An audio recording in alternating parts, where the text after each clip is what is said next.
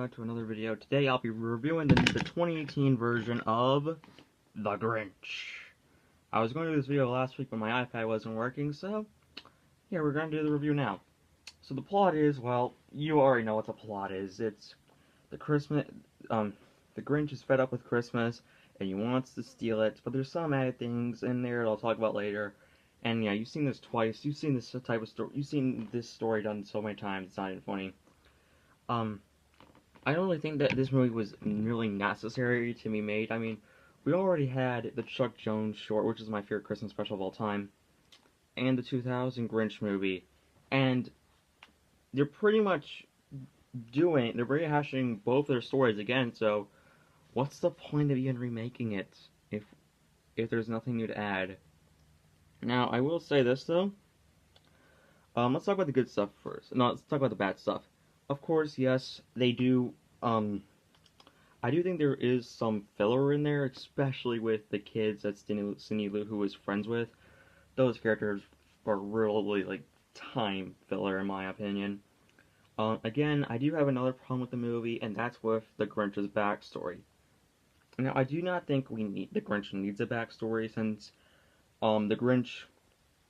think about it, though, it leaves all into mystery. We don't need a backstory for the Grinch. We already understand why he hates Christmas. It's the complete and total opposite of what the Grinch stands for. The Grinch is mean, he's rude, he's a jerk. But yeah, here they try to give him a backstory, and okay, even though I wasn't a big fan of the 2000 movie giving the Grinch a backstory, at least they made it seem real. Since all the kids down in Whoville were jerks to the Grinch, it made the Grinch resent Christmas. So yeah, that made sense here in that that one. But here, he hates Christmas because he never got to have family with it. I'm sorry, but if that's really what they're going for, then wouldn't the Grinch want to celebrate Christmas? This is so confusing. Now I do like Benedict Cumberbatch as the Grinch, but in this version, he acts more like he's pretty much Gru from Despicable Me. Because think about it, he has a dog. He's think about that. When he first goes down to Whoville, which is something even in the trailer I didn't like, because why go down to Whoville at all if it's such a normal thing for him? Oh wait, because we had to have some insert jokes in there.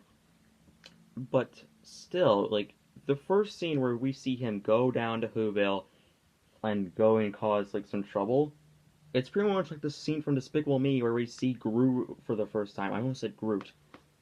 But still, who knew Doctor Strange hated Christmas? Also, this movie's actually in timeline with Super Smash Bros.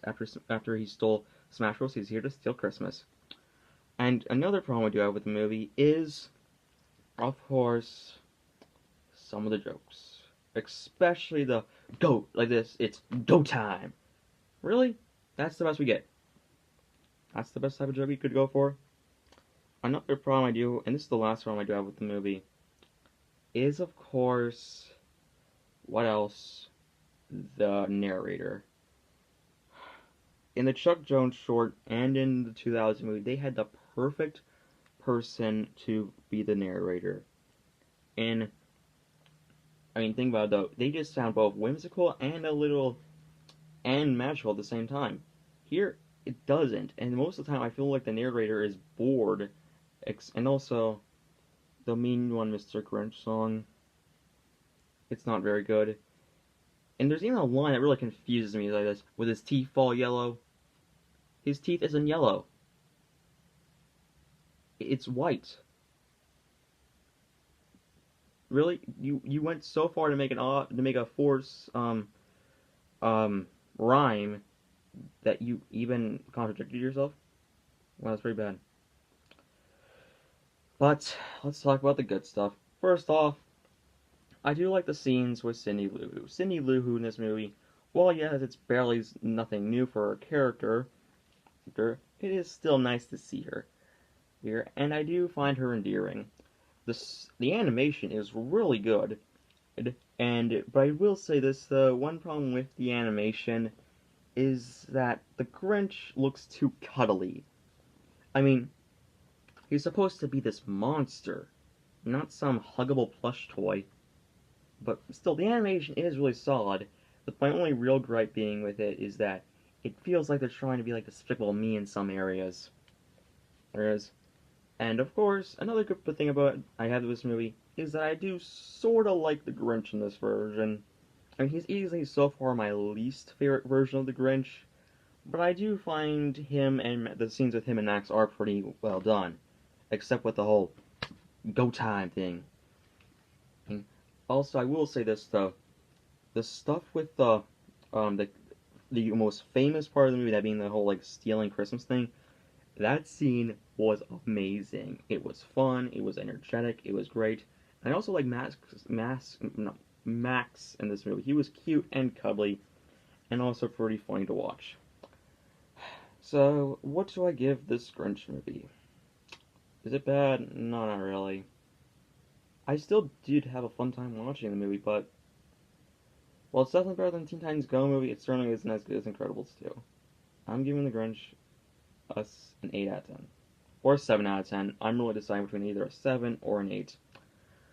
Okay, I'm really sorry if this review seems like rushed for you. I'm really sorry that I've been having a busy week, and next week I'm seeing Fantastic Beasts and Where to Find Them, a whole lot of movies, so look forward to that. Have a good day, and see you guys later. Bye.